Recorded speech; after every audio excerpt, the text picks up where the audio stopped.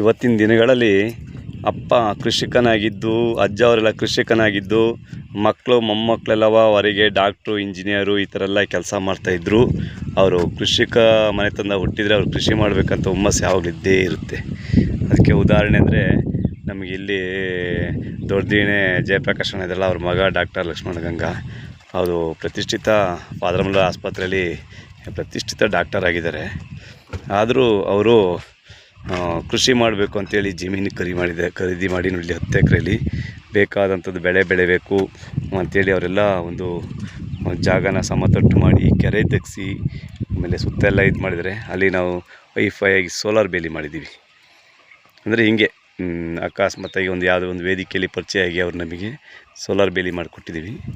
ತುಂಬ ಚೆನ್ನಾಗಿ ಮಾಡಿದ್ದೀವಿ ನಾವು ಅದಕ್ಕೆ. ಯಾಕೆಂದರೆ ಈ ಸೋಲಾರ್ ಬೇಲಿಲಿ ಹೆಚ್ಚು ಕಮ್ಮಿ 10,000 ವೋಲ್ಟೇಜ್ ಬರ್ತಾಯಿರುತ್ತೆ, 9,900 ವೋಲ್ಟೇಜ್ ಬರ್ತಾಯಿರುತ್ತೆ.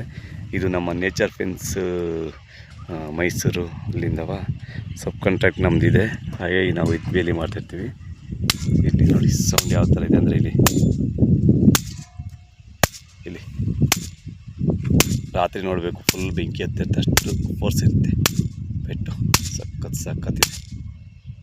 ಈ ಥರ ಇದೆ. ಈ ಥರ ಇವರಿಗೆ ಇಲ್ಲಿ ನಾವು ನೋಡಿ ಸಿಸ್ಟಮ್